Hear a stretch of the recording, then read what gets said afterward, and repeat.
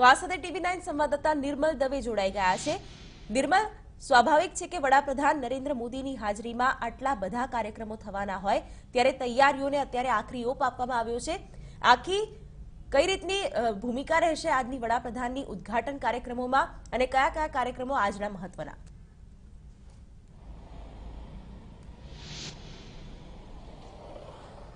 શિવાની, ગાંધીનગરની જો વાત કરો તો ગાંધીનગર ખાતે ગ્લોબલ ટ્રેડ શોનું આયોજન કરવામાં આવ્યું છે। સાથે સાથે મહાત્મા મંદિર ખાતે પણ કેટલાક ઉદ્યોગકારો સાથે પ્રધાનમંત્રી બેઠક કરવાના છે। પ્રધાનમંત્રી સૌપ્રથમ તો અમદાવાદ એરપોર્ટ ખાતે આવશે અને ત્યારબાદ સીધા જ અહીં ગ્લોબલ ટ્રેડ શોના ઉદ્ઘાટન કરવા માટે આવવાના છે। આશરે 2:30 વાગ્યાની આસપાસ ગ્લોબલ ટ્રેડ શોનું ઉદ્ઘાટન કરવામાં આવશે। 2 લાખ ચોરસ મીટર વિસ્તારમાં આ ગ્લોબલ ટ્રેડ શો ફેલાવવામાં આવેલો છે, જેમાં 18 જેટલા વિવિધ પ્રકારના ડોમ છે। આશરે 2000 જેટલી કંપનીઓ આવેલી છે કે જેઓ પોતાની વસ્તુને ડિસ્પ્લે કરશે, ખરીદ વેચાણની પણ પ્રક્રિયા થશે। એટલે એક રીતે કહી શકાય કે બાયર સેલર મીટ ટાઈપ આખું આ આયોજન કરવામાં આવ્યું છે।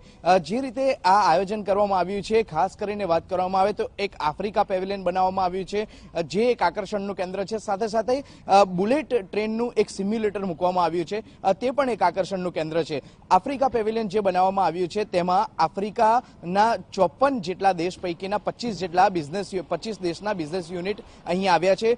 વિવિધ 45 જેટલા સ્ટોલ્સ આફ્રિકન જે બિઝનેસ યુનિટ છે તેના દ્વારા કરવામાં આવ્યા છે। આફ્રિકન પેવેલિયન ખાતે આ સ્ટોલ લગાવવામાં આવ્યા છે, જેમાં આફ્રિકન જે વસ્તુઓ છે તેનું વેચાણ કરવા માટે ડિસ્પ્લે કરવામાં આવશે। પ્રધાનમંત્રી આ ડોમની ખાસ મુલાકાત લેવાના છે અને ત્યાં જે કેટલાક જે સ્ટોલ્સના જે સંચાલકો છે, જે વિક્રેતાઓ છે, તેમની સાથે પણ ફોટો સેશન કરાવશે। જે ફોટો સેશનની પ્રક્રિયા થશે તેમાં આફ્રિકન મિનિસ્ટર્સ પણ હાજર રહેશે, આફ્રિકન જે અધિકારીઓ છે તેઓ પણ હાજર રહેશે। આમ જે રીતે ફોટો સેશનની પણ અહીં કામગીરી હાથ ધરવામાં આવશે, ફોટો સેશન પણ કરવામાં આવશે।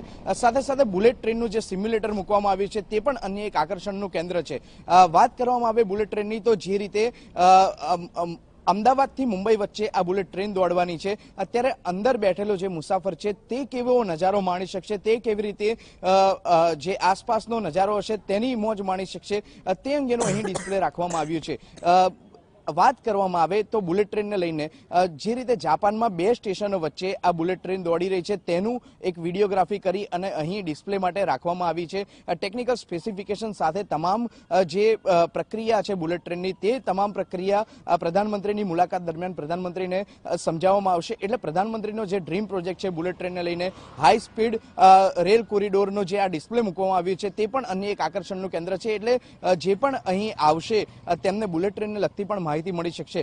17 તારીખથી એટલે કે આજ રોજથી આ ગ્લોબલ ટ્રેડ શોનું આયોજન કરવામાં આવ્યું છે, જે બપોર બાદ પ્રધાનમંત્રીના હસ્તે તેનું લોકાર્પણ થશે। ત્યારબાદ 20 તારીખ સુધી વિવિધ ઉદ્યોગકારો માટે આખું આ 4 દિવસ રિઝર્વ રાખવામાં આવે છે। 21 અને 22 જાન્યુઆરી એ 2 દિવસ પબ્લિક માટે ખુલ્લા રાખવામાં આવે છે।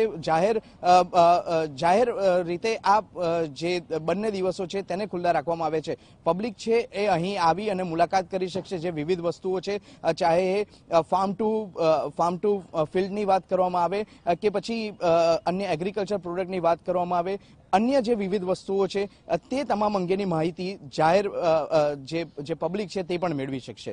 જી શિવાની। બિલકુલ નિર્મલ, જોડાવા માટે આભાર। આગળ આપણી પાસેથી માહિતી મેળવતા રહેશું।